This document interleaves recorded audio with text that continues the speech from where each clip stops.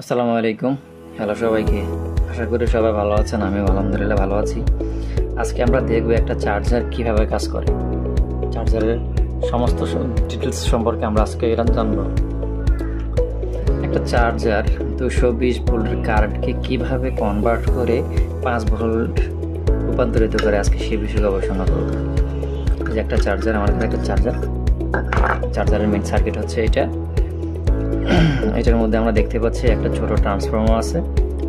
এই ট্রান্সফরমারটাই মূল বিষয়। এই ট্রান্সফরমারটা 220 ভোল্টের কারেন্টকে মাত্র 5 ভোল্টে রূপান্তরিত করে তারপর আউটপুট করে। ইনপুট হচ্ছে 220 ভোল্ট। এখানে যে ডায়োডগুলো দেখতে পাচ্ছেন আপনারা, এই ডায়োডগুলোই কিন্তু এই কারেন্টকে কনভার্ট করার জন্য মূল হিসেবে কাজ করে। এই ডায়োডটা ডিসি ভোল্টে এসি ভোল্ট করে, তারপর ট্রান্সফরমার মধ্যে পাঠায়। ট্রান্সফরমার সেটারে ভোল্টেজ কমিয়ে মাত্র 5 ভোল্ট করে এই সার্কিটের এই পাশের মধ্যে অংশের মধ্যে পাঠায়।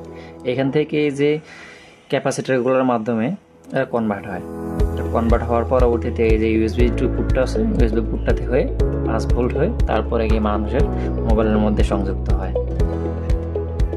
এখানে মূল ভূমিকা হিসেবে কাজ করে এই যে ডায়োড এবং এই যে পাশের যে মাইক্রো কন্ট্রোলার চিপগুলো আছে, এগুলো সম্পূর্ণ বিদ্যুৎকে কনভার্ট করে তারপরে 5 ভোল্ট হিসেবে পরবর্তীতে মানুষের ফোনে ট্রান্সফার করে ইউএসবি পোর্টটা দিয়ে।